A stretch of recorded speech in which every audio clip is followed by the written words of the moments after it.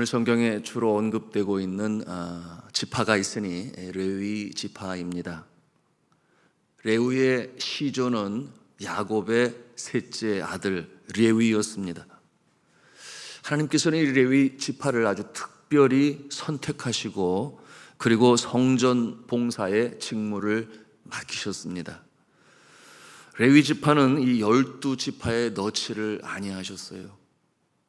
그러면 11지파가 될 것인데 요셉이 또 들어가지 아니하고 대신 요셉의 두 아들이 들어가게 되므로 12지파를 이루고 레위 지파는 따로 구별하여 하나님의 것이라 그렇게 표현을 하셨으니 하나님의 소유 그렇게 말씀하셨습니다.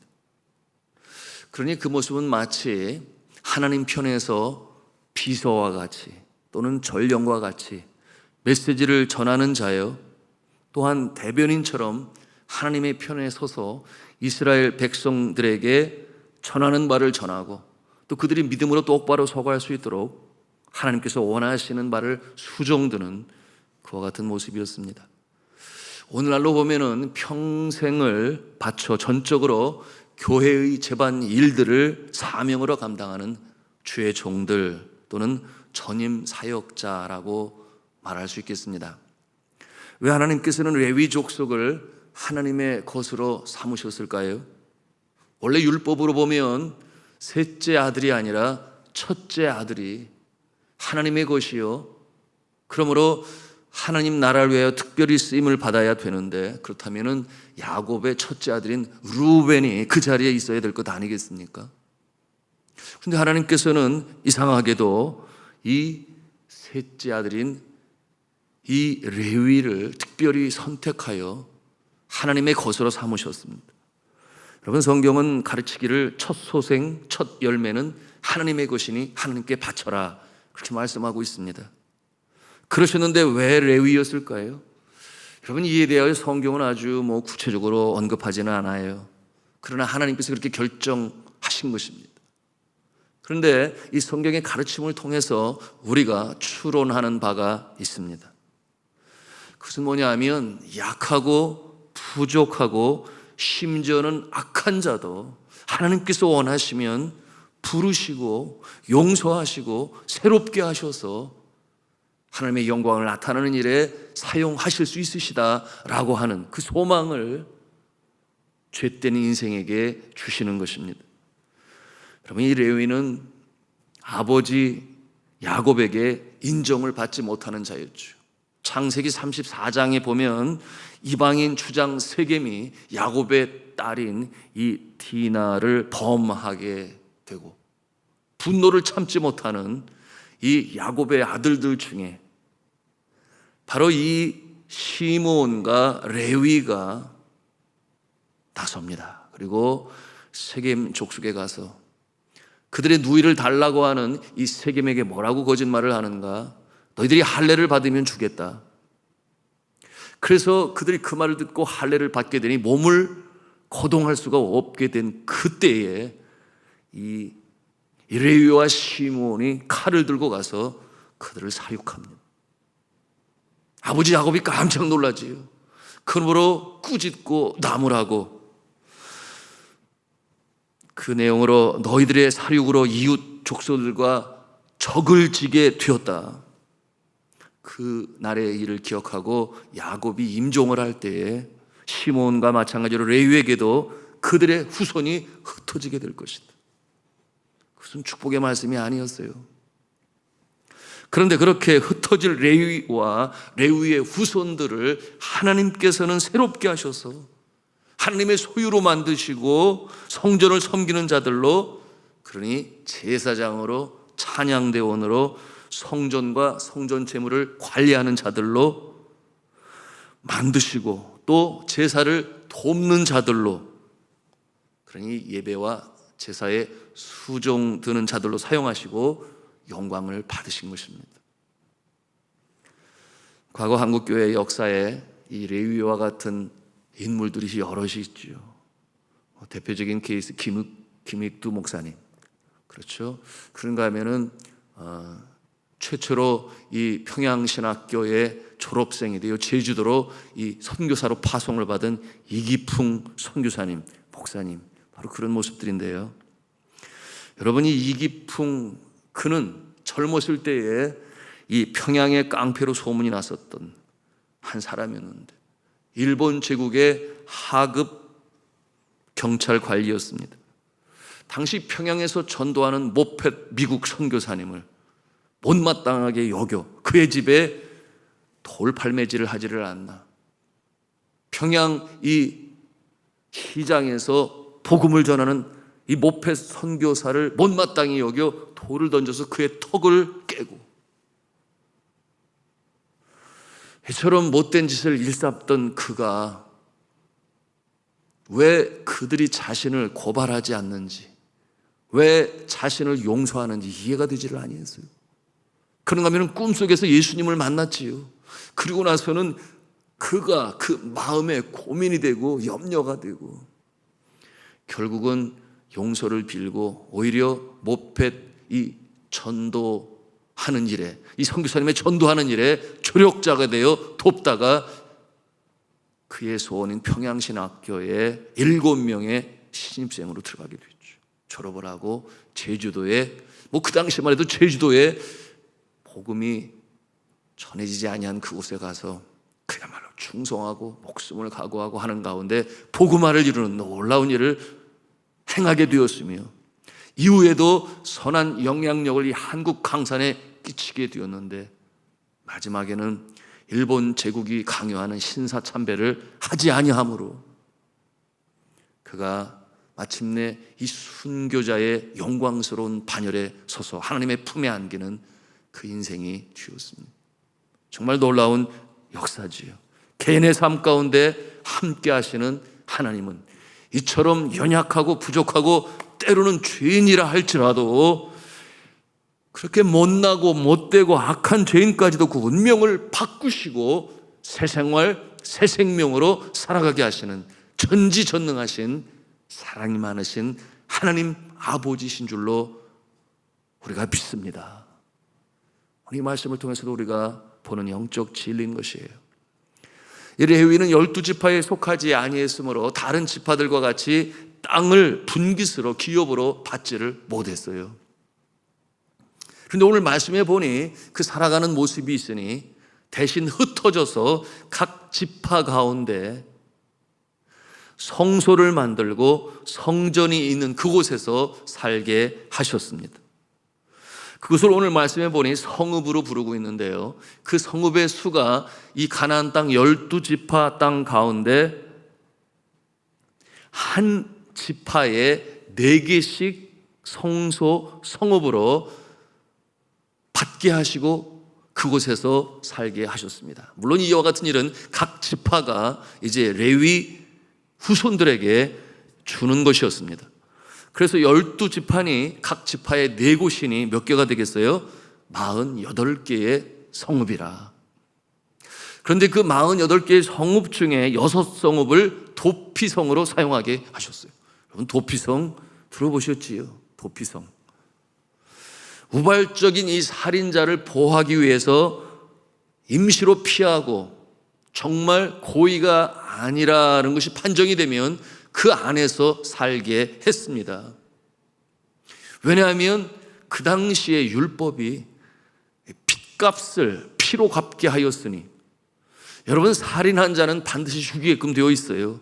그래서 피의 보복자를 세웁니다. 이 살인을 당한 가족에서 피의 보복자를 세워 땅끝까지 쫓아가서라도 그를 죽여야만 핏값을 치르는 것이라 그렇게 여겼어요. 그런데 문제는 고의가 아니라 어쩌다가 우연히 우발적으로 그렇게 생명을 앗은 자를 어떻게 할 것이냐는 문제인데요, 그와 같은 자가 죽지 않게 하기 위하여 이 도피성을 만들고 그곳으로 피할 수 있도록 했던 것입니다. 그러므로 도망해온 범죄자는 처벌을 못하도록, 여러분, 이와 같은 모습은 그 당시 근동지방의 다른 나라에도 있었고요. 여러분, 우리나라 고조선 시대에 이 소도라고 하는 곳을 만들었는데요, 신성 지역을 만들어서 그렇게 도망해 온 이 사람을 이렇게 보호하는 그와 같은 시설도 있었습니다. 자, 그런데 이 이스라엘 땅에서의 이 지파 안에 6군데라고 그랬는데요, 이 도피성의 성격은 다릅니다. 우리가 15절 말씀을 함께 보기를 원하는데요, 민수기 35장 15절 말씀 같이 읽겠습니다. 시작. 이 6성읍은 이스라엘 자손과 타국인과 이스라엘 중에 거류하는 자의 도피성이 되리니 부지 중에 살인한 모든 자가 그리로 도피할 수 있으리라. 부지 중에 살인한 자라고 그랬어요. 그러니 고의로 살인한 자는 그곳에 들어와도 이 사형의 심판을 면치 못했습니다. 이 모습은 곧 공의의 하나님의 이스라엘 백성을 다스리는 모습을 보이는 것이니 그래야 사회에 공의가 제대로 설 수 있겠죠. 그러므로 이 첫째, 본장에 나타난 도피성의 두 가지 면의 특징, 공의와 화해의 특징을 가지고 있다. 다시 말씀드립니다. 공의와 화해의 특징이 있다. 도피성은 모든 살인자를 보호하는 것이 아니다. 고의로 살인한 자는 오히려 그곳에서 판명하여 핏값을 받게 하였다. 그러나 우발적인 살인자는 그와 같은 상황에서 보복이 악순환되어지는 일을 막기 위하여 공동체의 분열을 미연에 방지하고자 하여 도피성의 제도를 세웠다 하는 것입니다. 두 번째로 이 우발적인 살인자는 대제사장의 죽음과 더불어 완전히 사면이 된다고 하는 것입니다. 대제사장의 죽음과 더불어 완전히 사면이 된다. 누가? 이 우발적인 살인자들 말입니다. 그 안에서 살게 하였는데 언제까지 그곳에 머물 수 있는가? 그때 들어온 때에 그의 우발적인 살인임을 증명하고 그곳에 살게 한 대제사장이 죽을 때까지. 우리 26절, 27절, 28절 함께 읽겠습니다. 시작. 그러나 살인자가 어느 때든지 급피하였던 도피성 지경 밖에 나가면 피를 보복하는 자가 도피성 지경 밖에서 그 살인자를 만나 죽일지라도 피 흘린 죄가 없나니 이는 살인자가 대제사장이 죽기까지 그 도피성에 머물러야 할 것임이라. 대제사장이 죽은 후에는 그 살인자가 자기 소유의 땅으로 돌아갈 수 있느니라. 여러분 이해가 되십니까? 유발적인 살인자의 피난과 또 그곳에서의 자유함이 누구에게 달려 있어요? 대제사장에게 달려 있어요. 특별히 대제사장의 죽음과 연관되어져 있습니다. 그 도피성의 대표격인 대제사장이 죽으면 그들이 해방이 돼요. 고향으로 돌아가 자유롭게 살 수 있습니다. 여러분 여기에는 아주 깊은 뜻이 담겨져 있어요. 제사장의 역할은 하나님과 사람 사이의 중보자의 역할을 감당합니다.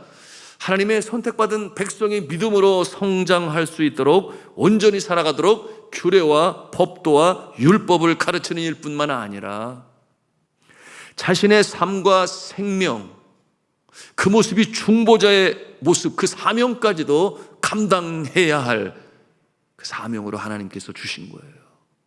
그러므로 그처럼 하나님 앞에 아름답지 못한 야곱 아버지의 마음에 두려움과 떨림으로 복을 받지 못했던 이 손가락질을 받을 만한 레위 그리고 그의 후손들, 그들이 하나님께서 택하셔서 이 중보자의 역할을 감당해 가신 것은 바로 이와 같은 내용이 있는 것이니, 자, 어떠한 자가 고의가 아닌 우발적인 모습으로 사람을 죽였습니다. 그러니 죽은 자의 가족 중에는 피해 보복자를 세웁니다. 그를 죽여야 된다고 여기기 때문이죠. 그런데 그가 도피성으로 피난을 합니다. 고의가 아님을 인정받게 됩니다. 그리고 그 인정을 하게 된 자가 누굽니까? 제사장이죠. 그리고 그곳에서 함께 살아갑니다. 그러면 이 살인한 자의 핏값을 누가 받아야 하는 것입니까? 오늘 말씀에도 주시고 있어요. 사람을 죽여 피로 거룩한 땅을 적시지 말아라. 그런데 우발적인 살인도 살인이요, 그 핏값을 누가 받겠느냐는 말이에요. 도피성으로 피난을 했어요. 그 도피성에 살아가는 동안에 바로 그 핏값을 제사장이 끌어안습니다. 바로 이 모습인 거예요. 그러므로 그 핏값을 제사장이 끌어안게 하셨습니다. 그 죄값을 제사장은 끌어안고 바로 죽는 그때에, 연로하여 죽는 그때에 바로 이 곳에 살고 있던, 얼마나 바깥으로 나가고 싶겠어요. 그렇잖아요. 피로써 자유함을 입고 고향으로 돌아가 농사를 짓고 살게 된 것입니다. 더 이상 구속이 없는 것이에요. 여러분, 이와 같은 내용을 들 때 여러분의 마음에 누가 떠오릅니까? 예수 그리스도. 그렇잖아요. 예수님의 모습이 떠오르지 않습니까? 영원한 대제사장이요, 인류의 억만 가지 죄악을 다 끌어안고 우리의 죄를 끌어안고 그리고 우리의 피 속에 있는 원죄까지도 끌어안고 십자가에 달려 돌아가신, 제물로 하나님께 그 핏값을 대신 치르신 예수 그리스도의 모습을 우리가 떠올리지 않을 수가 없습니다. 대제사장은 하나님의 사랑과 은혜가 임하였으니 언제까지? 그 죄인을, 우발적인 죄를 범하였다 받아들일 때 바로 죽지 아니하였습니다. 생명 다할 때까지. 그 은혜요, 사랑이죠. 그런데 예수 그리스도는 그 젊은 나이에 모든 인류의 죄를 다 짊어지시고 조롱과 멸시와 천대 다 받으시고 온전히 단번에 제사를 드려 그 핏값으로 지불하셨으니, 여러분, 그러므로 우리가 구원을 받는 줄로 믿습니다. 온 인류가 구원을 받을 수 있는 소망을 갖게 된 것입니다. 도피성 안에 있는 제사장의 모습을 통해 장차 오실 예수 그리스도의 예표를 우리가 보는 것이에요. 그러므로 장차 오실 예수 그리스도, 시작 시대에 예수 그리스도는 대제사장이 되시고, 여러분, 그렇다면 이 시대의 도피성은 어디겠습니까? 바로 예수 그리스도께서 피로 값주고 사신 교회가 도피성이 되는 것입니다. 우리 영혼의 안식처인 교회, 이 전쟁터 같은 세상, 광야 같은 인생, 그야말로 경쟁이 끝이 없어 무한 경쟁의 이 세상 속에서, 여러분, 우리가 아무리 애를 쓰고 수고하고 고군분투를 하지만 여러분, 우리는 세상의 영향을 받아요. 때때로 믿음에서 떨어질 때 우리가 원치 않은 행위를 합니다. 그리고 그것이 좋아서 완전히 빠져들어가는 모습도 있으니, 그와 같은 모습은 이 생의 자랑, 육신의 정욕, 안목의 정욕이라고 했어요. 세상으로부터 쫓아온 것이라 했습니다. 그런 믿음의 사람은 반드시 후회하게 되어 있지요. 그리고 그것으로 말미암아 마음에 불안과 초조와 염려가 가득 찰 수밖에 없어요. 물론 양심의 화인 받은 자들, 또 하나님이 택하시 하는 자들은 여전히 그곳에 있으면서도 죄가 죄인지를 모르니 그러므로 양심의 화인을 맞았다. 그러나 믿음의 사람은 돌이킬 수밖에 없어요. 그때에 그 지치고 상한 심령, 여러분, 주님 전, 주께서 피로 값주고 사신 교회에 나올 때 비로소 영혼의 안식, 영혼의 피난처, 하나님이 주시는 은혜 가운데 다시금 회복의 역사가 나타나는 줄로 믿습니다. 거기에서 그냥 당하고 멸망당하는 존재가 아니다, 그 말이에요. 왜 그렇겠습니까? 그래서 교회가 세워지신 것이죠. 성령의 오순절 강림 이후로 예수 그리스도께서 피의 대속으로 이루어져 시작되어진 교회, 그것이 이 시대, 신약 시대의 도피성임을 우리가 알아야 돼요. 그러니 세상에서 피의 보복자로 쫓아오던 누가, 사탄이, 마귀가, 귀신이 쫓아오다가 어디까지 쫓아와요? 비유적이긴 하지만 교회 앞까지 쫓아오다가 더 이상 쫓아 들어올 수가 없으니, 거룩한 성도들의 모임인 교회 안에 들어올 수가 없으니 여러분, 다시금 되돌아갈 수밖에 없는 그 모습을 우리는 이 도피성을 통해서 이 시대의 교회의 모습과 연관하여 생각할 수 있는 것입니다. 여러분이 교회를 통하여 여러분의 지친 영혼과 심령이, 또한 실수로 범한 잘못된 죄들이 온전히 치유함을 받고 새롭게 소생되어 승리하는 모습으로 살아가시기를 주님의 이름으로 축원합니다. 그런가 하면은 이 시대의 교회 안에 대제사장은 누구실까요? 바로 예수 그리스도이시니, 예수 그리스도께서 이 우발적으로 또는 실수하여 잘못한 그 죄를 끌어안고, 오늘 성경에는 대제사장이 연로하여 죽을 때 자유함과 다시금 해방이 있을 것이다 하지만, 여러분, 우리 예수 그리스도께서는 이미 십자가에 달려 돌아가셨으므로 과거와 현재와 미래의 죄까지도 온전히 속죄하셨는 줄로 믿습니다. 그 역사가 과거에도 지금도 미래에도 나타나게 될 것이니, 이것을 통시적이라는 표현을 써요. 시간을 초월하여 이 하나님께서 이루신 구원의 역사를 통해 여러분, 이 도피성으로 주님의 은혜, 이 구원받은 백성, 만세전에 택하심을 받은 백성들, 마침내 이 도피성에 나와 대제사장 되신 예수 그리스도의 십자가의 죽음을 통하여 온전히 구원받는 줄로 믿습니다. 이 확신과 믿음을 가지고 오늘도 우리가 살아가는 거예요. 이 땅에 하나님께서 은혜로 베푸신 이 역사, 우리뿐만 아니라 우리의 가족들 중에, 또한 우리 이웃들, 동료들 중에, 친구들 중에 여전히 이 세상의 세파에 시달리고 상하여 몸도 마음도 상하여 멸망의 길을 걷고 있는 그들에게 여러분이 도피성을 소개하셔서 주와 더불어 주님 안에 영적인 가족으로 살아가는 이 시대의 하나님의 백성들, 구원받은 백성들, 천국 백성들, 세상이 감당할 수 없는 존재예요. 하나님의 사람들로 살아가는 저와 여러분 다 되실 수 있기를 저는 주 예수 그리스도 이름으로 축원합니다.